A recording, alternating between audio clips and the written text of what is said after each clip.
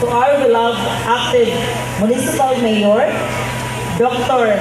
Eric S. Pajolio, equally beloved active Vice Mayor, Honorable Rick J. Pajolio, respected fellow Sangguniang Bayan members, Association of Barangay Captain President, Sangguniang Bayan Kabataan Federation President, LGU Department Heads, and LGU employees, to a very supportive DepEd headed by two intelligent, humble DepEd Supervisor, Dr. Alma Floyd J. Sastry from North District, Dr. Isila A. Montelia from South District, secondary school heads, municipal government official, operation officer, Mr. Ryan P. Valeriano, national agencies, Bureau of Fire Protection, Philippine National Police,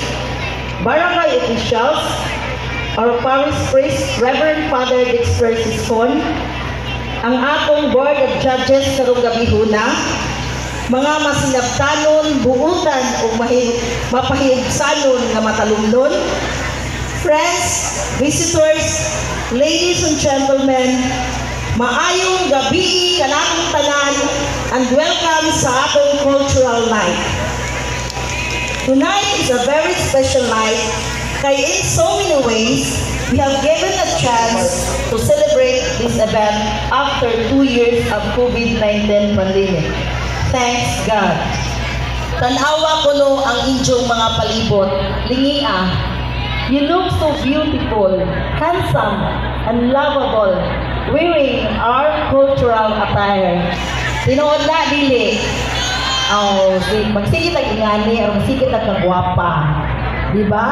So, nagkahiusa ta karon para maghalad ka og kalain-laing sayaw, balak, ug harana para sa atong pinalanggang mahal na lungsod sa Matalom.